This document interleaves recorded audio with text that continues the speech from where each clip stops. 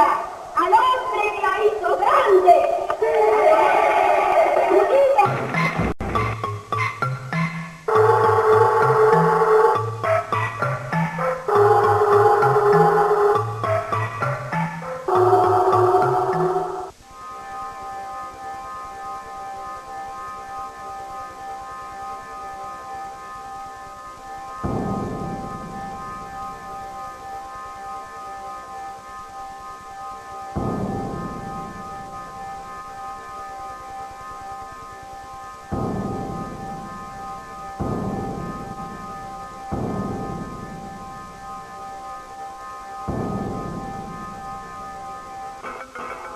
Uno de los personajes más enigmáticos de la historia política de la Argentina. De cabo de policía a secretario del general Juan Perón, y tras su muerte, el hombre fuerte del país. Su vida está rodeada de misterios. Astrólogo, payumbanda, contacto de la mafia, creador de los escuadrones de la muerte de la AAA. ¿Cuál es la verdadera historia de José López Rega el Bruto?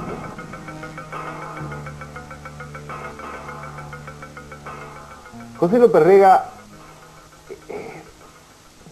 fue curiosamente ese mucamo de la pequeña historia, la petite histoire, como dicen los franceses, que entró en la gran historia.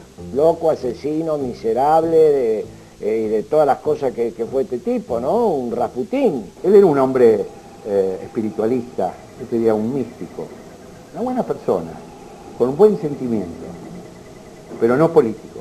Era muy peligroso, tenía gran influencia en Perón. Me causó muy buena impresión, correcto, un hombre que conocía sus cosas, es decir, si no Perón no lo hubiese tenido con él, 16 años. Uno que conoció a Perón sabía que a veces Perón necesitaba de esa gente, ¿no es cierto?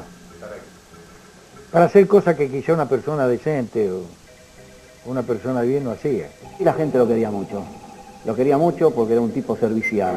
Un servil, un monstruo. Yo creo que de él emanaba humanidad, por sobre todas las cosas. Tenía un poder de atracción bastante importante. Creo que no era inteligente, tampoco era culto, pero era un hombre audaz, vivo. Era una feta López Rega, para la comida, para la vida sexual, para todo, ¿no? Él pensaba que la muerte de Perón, el heredero de Perón era él.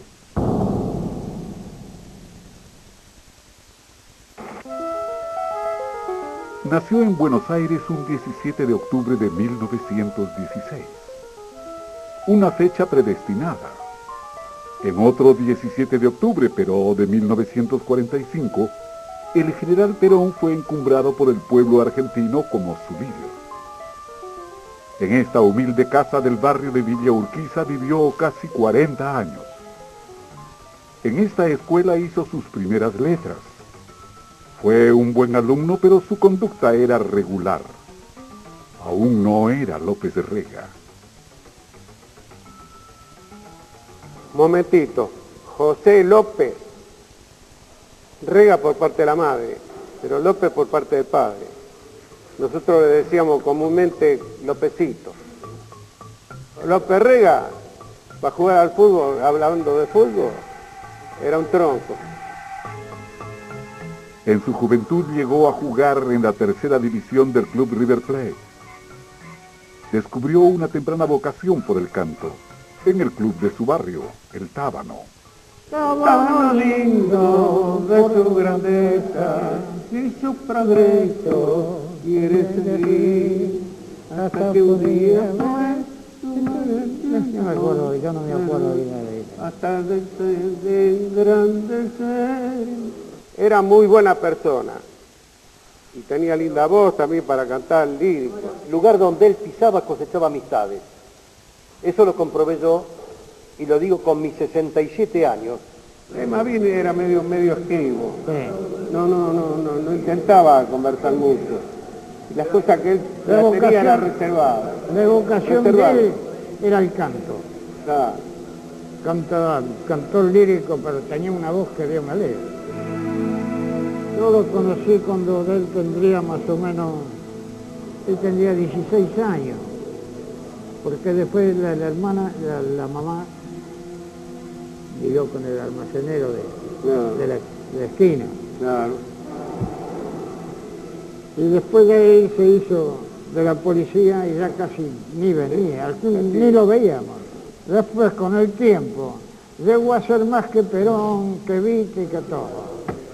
En 1943, José López ingresa a la Policía Federal como agente.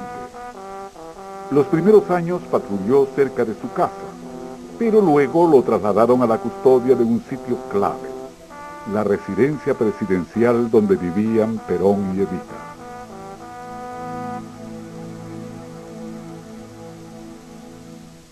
En septiembre del 51 me designan a cargo del destacamento militar de la residencia presidencial. Ahí lo conozco a López Rega. López Rega era agente de policía, pertenecía a la dotación de la custodia presidencial. El trato con él fue muy distanciado, porque era un hombre medio parco, así, hasta le diría medio antipático, ¿no? De esos que saludan con poca voluntad, ¿vio? Para esa época se había casado con Josefina Maceda y tenía una hija, Norma. Paralelamente, López seguía desarrollando sus aptitudes de cantante lírico. Esta foto inédita atestiguaría una actuación suya en una radio de Nueva York. Un día un grupo de compañeros decían que Evita le había prometido mandarlo a la Scala de Milán, porque parece ser que tenía condiciones como para tenor. Le gustaba cantar, era un jilguero.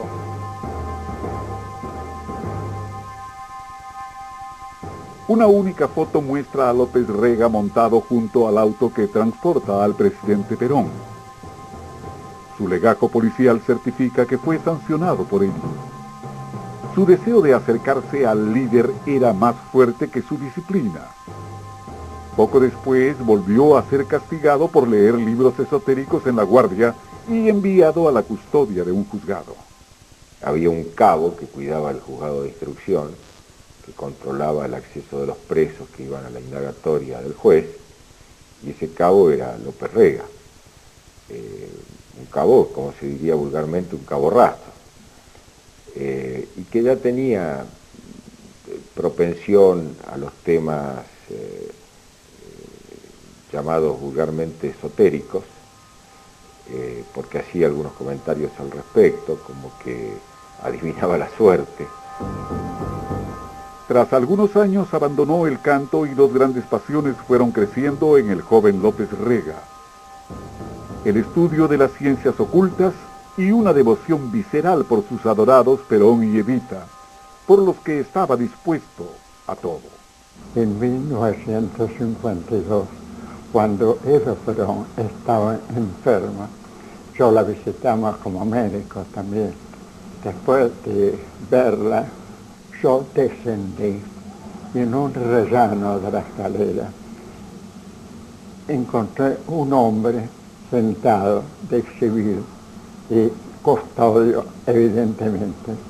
Se levantó en ese entonces, 1952, me dijo: "Vea, doctor, yo estoy muy afectado por la enfermedad de la señora Eva. Quiero que de mi persona hagan lo que quieran. Le necesita sangre para las transfusiones". Yo le dije, no, ese era López Rega. A mediados de la década del 50, López Rega había tomado las riendas de su destino. ¿Cómo influyó en sus planes la caída de Perón y su posterior exilio? ¿Cómo se inició López Rega en el culto afro-brasileño Umbanda? ¿Lo usó para influir sobre Isabel, la tercera mujer de Perón, y así acercarse al líder?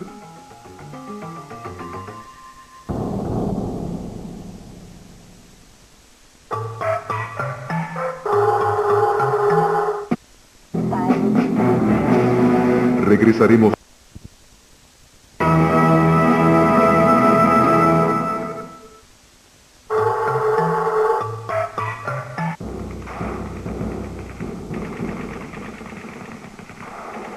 1955 un golpe militar derrocó al gobierno del general Perón, que marchó a un largo exilio. Primero por varios países americanos y luego en España.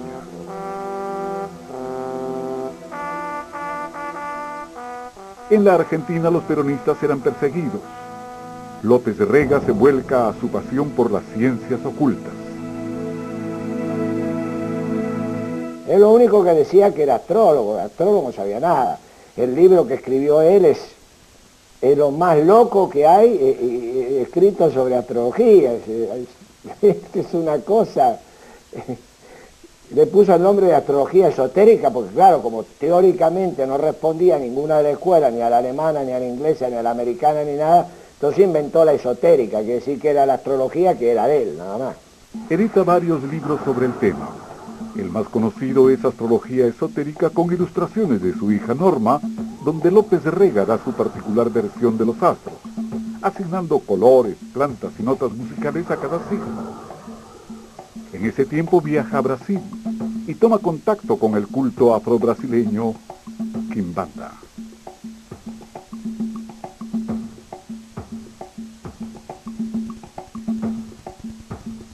Yo tuve la oportunidad de conocer la Maíz de Santo de Uruguayana, la Maíz Santa, que yo fui hijo de la Maíz Santa 4 años, y por comentarios de la Maíz Santa de Vitoria, nos contó de que nosotros teníamos un hermano, que era López Rega. Ella se sentía muy orgullosa de tenerlo a López Rega como hijo de religión.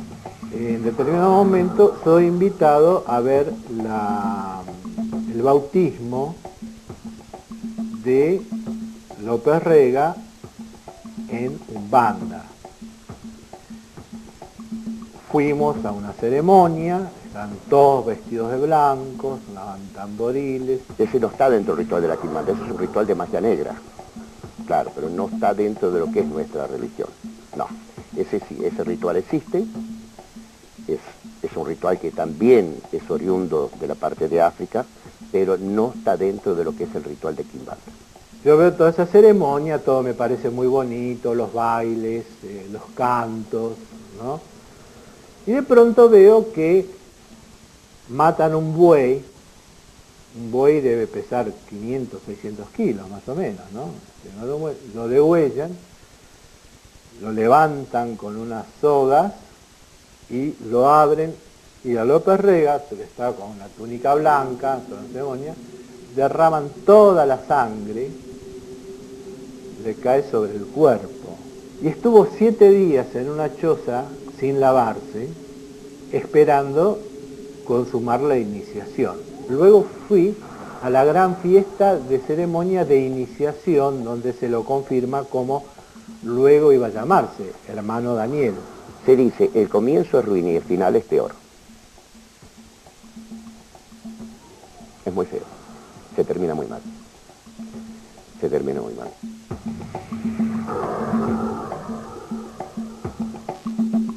Y López Rega sale vestido de negro, con un sombrero gardeliano y una cruz invertida, llevando la cruz en forma invertida, como quien lleva la cruz invertida.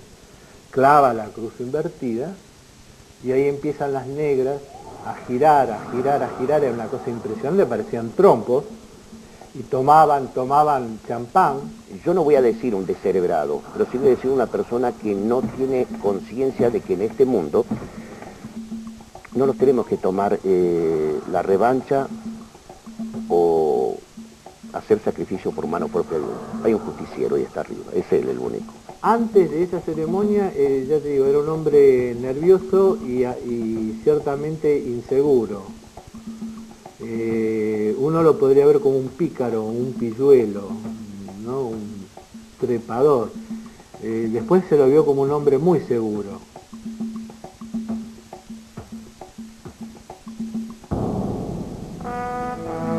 Mientras tanto, el general Perón en su exilio americano conoció a María Estela Martínez, cuyo nombre artístico era Isabel, una joven argentina que integraba un grupo de baile en gira y que pronto se transformaría en su secretaria privada.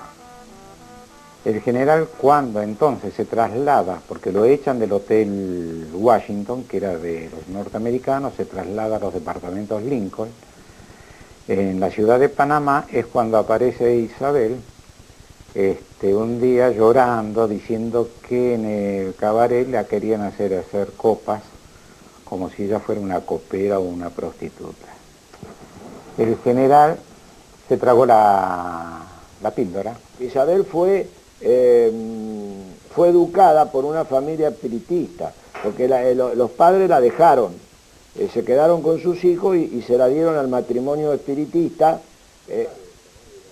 y ella quedó ahí muy resentida. Isabel era una bruja barata, yo me acuerdo que muchas veces nos tiraba yuyos, y a veces la cocinera nos decía, no vayan a comer esto porque no se imaginan, la pobre Olimpia con su tonada gallega decía, lo que ha hecho esta mujer.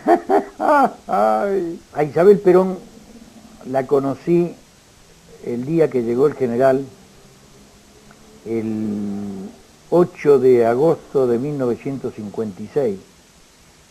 Entra a Venezuela como secretaria privada de él.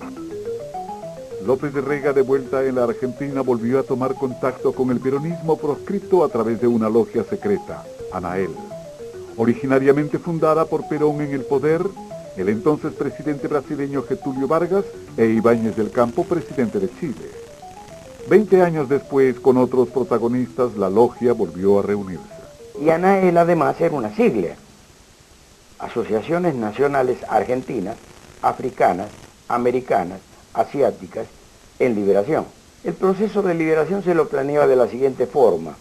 Relacionaba a una L inclinada, que trazando una línea de Lima, Buenos Aires, San Pablo, formaban los tres cimientos de una nueva civilización. ¿Por qué Lima?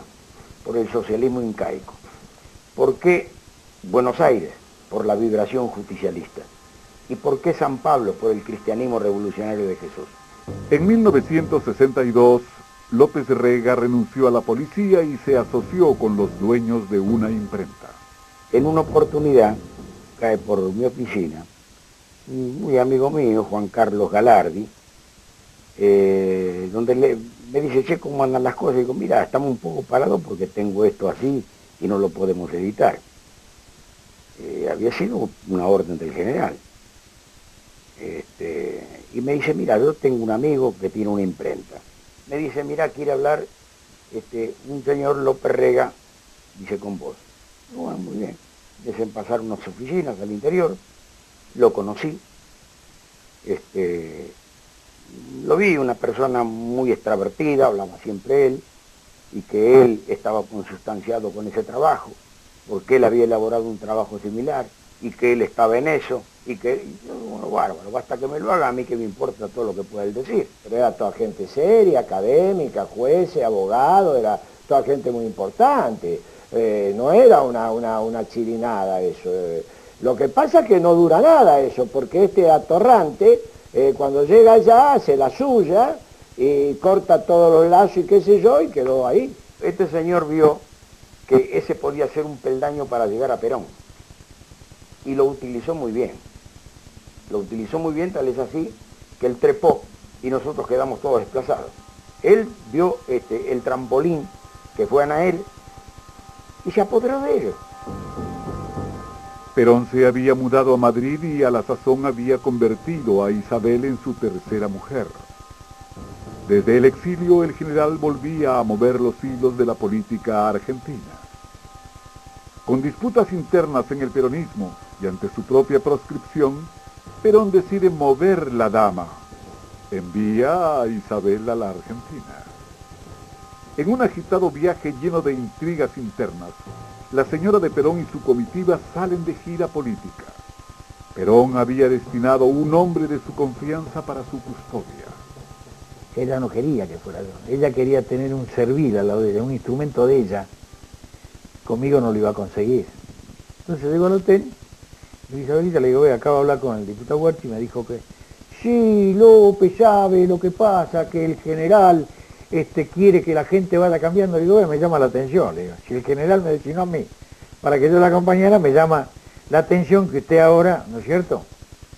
No, pero váyase tranquilo, López, vaya a descansar, porque yo cuando llego a Buenos Aires lo voy a llamar porque yo a usted lo necesito. Porque usted es uno de los pilares de la vuelta de Perón y que se yo, me empaquetó bien empaquetada. Bueno. Esa era la oportunidad que López Rega estaba esperando. Con el aval de Anael y su dominio de lo esotérico, tema que apasionaba a Isabel, el hermano Daniel se las ingenió para ser presentado a la señora de Perón. Se lo presentan a Isabel para que fuera custodio de ella, lo cual es demasiado sugestivo. Isabel lo conoce acá cuando estaba en la calle Rodríguez Peña, que lo ponen de custodio. Quien lo conocía era Alberto, y también que lo apoya de cierta manera. Se lo llevan porque podía llevar arma, entonces ella quería tener la custodia, va a Mendoza y cuando regresa para España se lo lleva a López. Nosotros ignorábamos de que estaba ese cabito por ahí, qué sé yo. La señora después pedía que se le pusiera un secretario para poder manejarse acá en el ámbito nacional. Y se iba a designar a un suboficial mayor, Rafael Munarriz, y la señora no quiso. Pidió que fuera Daniel su secretario. Nosotros nos miramos porque no sabemos quién era Daniel, lo conocíamos por José López Rega. Y bueno, dijo, no, soy yo. Bueno, y a partir de ahí quedó él de secretario de la señora. Y después hicieron la dupla. ¿Qué compromiso tenían entre ellos? No sé. No era un problema amoroso para nada, ¿me entiendes? Era un problema de influencia, una influencia nefasta sobre una mujer débil y este señor sin escrúpulos de ninguna naturaleza. La convencía fácilmente de los beneficios que él traía con sus poderes mágicos. López tocaba el cielo con las manos. Se iba como custodio y secretario de Isabel a Madrid. Estaría al lado del general Perón, aquello por lo que había luchado desde su origen. López Rega llegó a un lugar que no creo que pudieron haber llegado mucha gente, de acuerdo a lo que era él, a dónde ha llegado. Yo considero, y no por hablar de política, que uno de los mejores estadistas del mundo, como Perón, para tener un tipo al lado, alguna virtud grande debe tener un individuo, porque Perón pienso que pudo haber hecho muchas cosas bien o mal, pero de tonto no tenía nada. Digamos así entre paréntesis, que abandonó la familia para seguir a un líder. Y eso no lo hace cualquiera.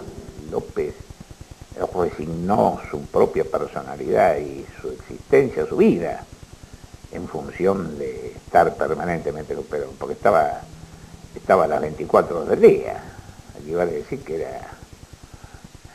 no era un guardaespaldas ni un guardián, era prácticamente un íncubo, ¿no? Los poderes mágicos era llevarlo a Perón al poder y llevarla a ella al poder, que en cierta forma se cumplió, ¿me entiendes? Nefastamente, pero se cumplió. ¿Cómo se ganará López Rega la confianza del viejo general? ¿Cómo pasará de sirviente a secretario privado? ¿Qué injerencia tendrá en el regreso triunfal de Perón a la Argentina? Sale el automóvil. Muy lentamente va saliendo el automóvil que conduce al general Perón, a José López Rega y a su señora esposa. Adiós, mi general. Adiós, López Rega. Saluda al general, saluda a su señora esposa.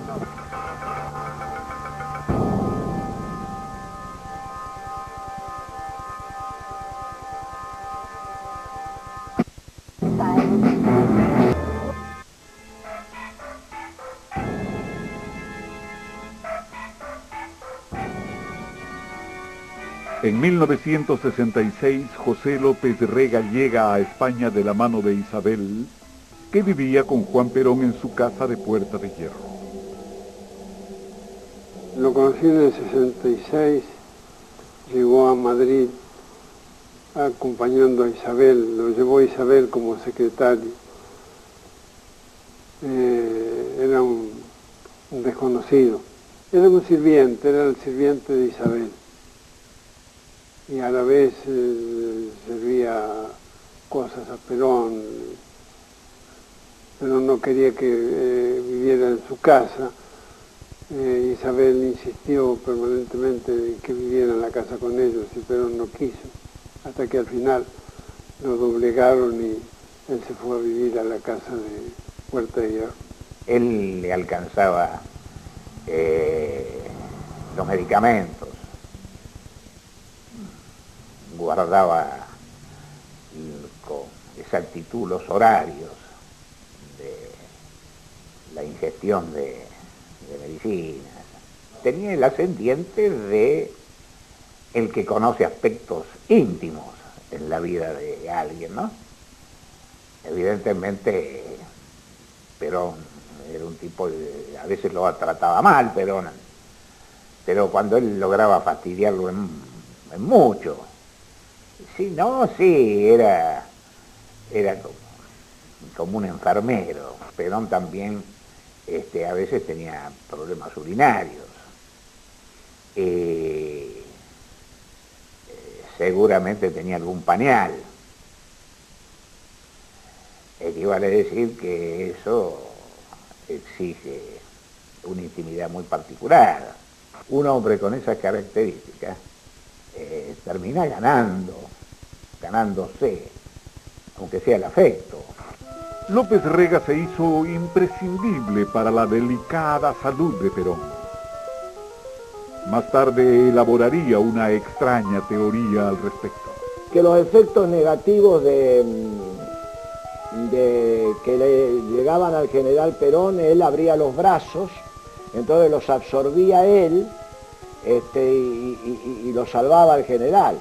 Y eso no lo dicen ni los macumbistas de Uganda, semejante bolazo. López Rega era mesiánico, como todo personaje que se mueve en estas cuestiones esotéricas. Es decir, él creía que Perón era una suerte de reencarnación de Ramsés I o de algunos de los otros faraones egipcios, y que él era el vehículo